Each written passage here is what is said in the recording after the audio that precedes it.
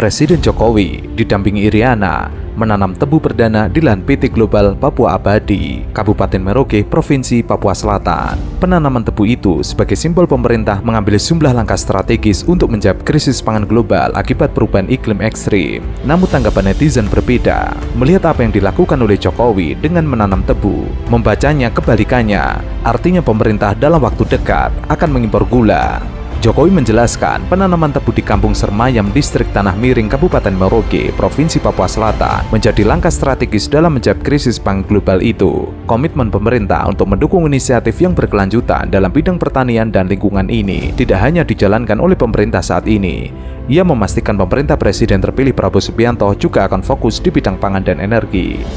Sudah menyampaikan bahwa beliau akan berkonsentrasi di pangan dan energi. Di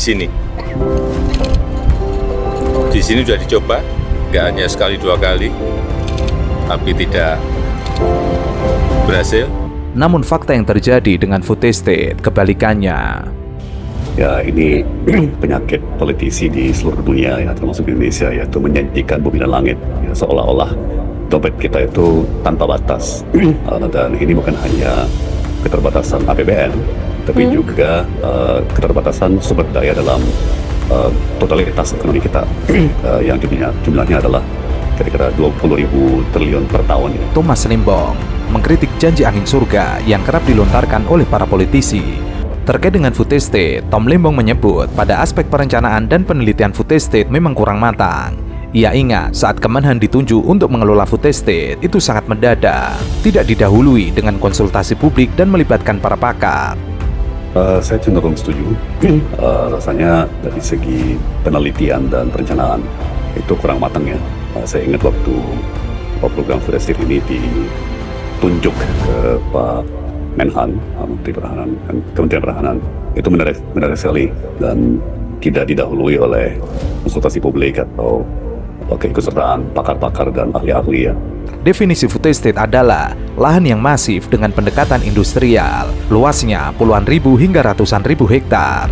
Yang dilakukan sekarang ini bukan food estate, tapi pertanian biasa. Karena food estate itu adalah kawasan atau lumbung pangan yang masif. Contohnya seperti perkebunan sawit. Apa itu definisi daripada food estate? Ya. Sejauh yang kami ketahui, definisi daripada food estate itu adalah lahan yang masif.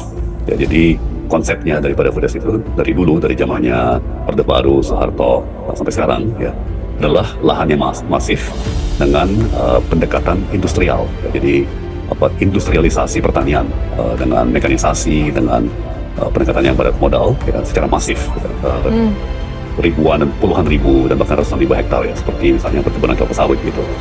Yang tadi digambarkan oleh Pak Billy adalah contoh-contoh kecil. Bagi saya itu tidak sebetulnya masuk dalam definisi food estate, ya, itu anggap aja food pertanian biasa, ya. Tapi kalau yang disampaikan tadi hanya 1.000 hektar itu cuma pertanian biasa. Ia lalu membandingkan program food estate yang tidak ada hasilnya dengan keberpihakan kepada petani dengan menyediakan pupuk. Sejatinya uang triliunan yang hangus di food estate akan lebih bermanfaat jika dijadikan untuk pengadaan pupuk buat petani. Program food estate ini memang sampai sekarang tidak menghasilkan, ya. Semua petani di seluruh daerah mengeluh mengenai harga pupuk, mengenai ketersediaan pupuk, ya kan. Jadi daripada kita melakukan hal yang sangat eksperimental, ya, seperti food estate yang puluhan tahun tidak pernah berhasil, ya kan, mendingan baik anggaran maupun perhatian pemerintah, kebijakan itu ditujukan dulu kepada yang konkret, yang di depan mata. Pertama, ya, masalah pupuk bagi petani. Impor beras saat ini itu kebijakan yang serampangan, tanpa dasar, tanpa data, dan tanpa perhitungan.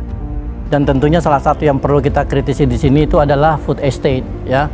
Mungkin sedikit kasih konteks, ya. Food estate itu sebenarnya adalah sebuah konsep di mana basisnya itu adalah corporate farming yang sangat lazim dilakukan di negara-negara maju, negara-negara industri seperti Amerika Serikat, Jerman, Australia.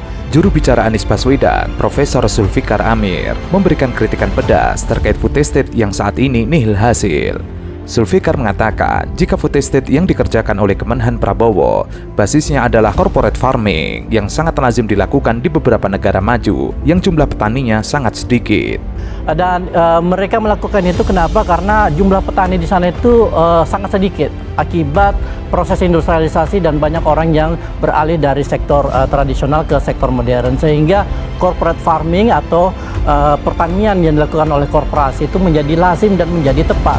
Hal itu akibat industrialisasi di negara tersebut dari tradisional ke modern. Ia lalu melanjutkan, jika konsep food estate ini tidak tepat diterapkan di Indonesia, lantaran masih banyak penduduknya yang bermata pencaharian sebagai petani dan jumlahnya masih sangat banyak, hingga jutaan orang. Tapi ketika dibawa ke Indonesia, di mana kita masih punya ada jutaan petani yang sebenarnya adalah bagian dari sistem produksi pangan kita, itu sangat tidak tepat ketika corporate farming ini itu diterapkan. Kenapa? Karena dia melakukan peminggiran petani yang sebenarnya menjadi pelaku utama di dalam produksi pangan. Karena itulah negara harus melibatkan mereka dalam produksi pangan sehingga mereka berdaya secara ekonomi. Selain itu, biasanya pengelola food estate adalah perusahaan-perusahaan yang punya kompetensi di bidang pertanian. Yang terjadi di food estate sangat kontradiktif karena pengelola food estate tidak memiliki kompeten di bidang tersebut. Akhirnya timbul masalah dan tidak ada hasilnya. Ya kan? Lalu kemudian biasanya corporate farming itu dilakukan oleh perusahaan-perusahaan yang punya kompetensi di bidang pertanian, seperti misalnya Monsanto dulu sebelum diakuisisi sama Bayer, Cargill, John Deere dan sebagainya. Nah, apa yang dilakukan di food estate itu sangat kontradiktif. Kenapa? Karena food estate itu diberikan kepada perusahaan yang sama sekali tidak punya kompetensi dan akhirnya menghasilkan banyak masalah. Nah, ini yang kita mau perbaiki. Menurutnya, Anies Baswedan akan memberikan perubahan, yaitu kebalikan dari corporate farming, yaitu corporative farming, di mana petani itu berbasis kepada koperasi dan kelompok-kelompok tani yang ada di berbagai daerah di Indonesia. Mereka adalah pelaku produksi pangan. Nantinya dilakukan kontrak pertanian yang isinya kepastian hasil pertanian para petani akan dibeli oleh negara dengan harga yang wajar seperti yang pernah dilakukan oleh Anies Baswedan di Jakarta. Akhirnya hidup petani di Indonesia akan lebih sejahtera. Di mana yang kita tawarkan itu adalah lawan dari corporate farming, yaitu cooperative farming, di mana pertanian itu berbasis pada koperasi dan kelompok-kelompok tani yang ada di berbagai wilayah Indonesia yang menjadi pelaku utama dalam produksi pangan. Dan kemudian cooperative farming ini kita akan sandingkan dengan apa yang kita sebut sebagai contract farming. Nah, contract farming itu adalah bentuk mekanisme untuk memberi kepastian kepada petani bahwa hasil pertanian mereka itu akan diambil, akan dibeli oleh pemerintah dengan harga yang wajar sehingga petani itu bisa mendapatkan keuntungan yang cukup supaya kehidupan mereka sejahtera. Oke, untuk terkait dengan impor, Zulfikar memberikan pendapat yang perlu dibenahi adalah kualitas produksi dalam negeri dahulu. Menurutnya itu yang harus digenjot karena fungsi impor adalah untuk menutupi defisit dalam negeri karena demand yang terus melonjak. Solusinya adalah hasil pertanian nasional harus ditingkatkan agar nantinya tidak terjadi ketimpangan di dalam rantai petani, akhirnya sangat merugikan petani. apa? Nah, kita harus pertama meningkatkan kapasitas produksi pangan nasional terlebih dahulu. Karena kuncinya sebenarnya di situ.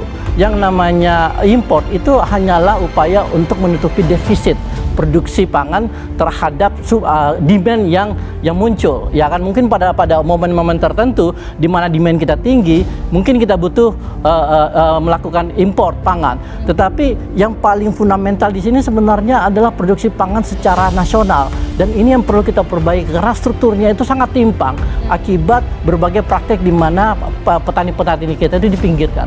Hal senada juga diungkapkan oleh Prof. Dwi. Ia secara keras memberikan kecaman terhadap impor beras di Indonesia. Menurutnya, impor saat ini kebijakan serampangan, tanpa data, tanpa dasar, dan tanpa perhitungan. Karena itu akan merugikan para petani. Ia mencontohkan impor di akhir tahun, di saat petani akan panen. Alasannya untuk menjaga kestabilan harga beras. Ini kebijakan sangat serampangan, tidak masuk di akal. Impor beras saat ini itu kebijakan yang serampangan, tanpa dasar, tanpa data, dan tanpa perhitungan. Mengapa alasan pernyataan keras tersebut saya keluarkan? Karena apa? Ini pasti menghantar sedulur-sedulur tani kami. Ini pasti akan menyakitkan sedulur-sedulur tani kami. Ketika harga beras mulai naik, di akhir tahun diputuskan impor 1,5 juta ton. Impor di akhir tahun itu sama sekali tidak masuk akal, kan? Apalagi digunakan untuk mengatasi harga beras di akhir tahun juga, gimana logikanya?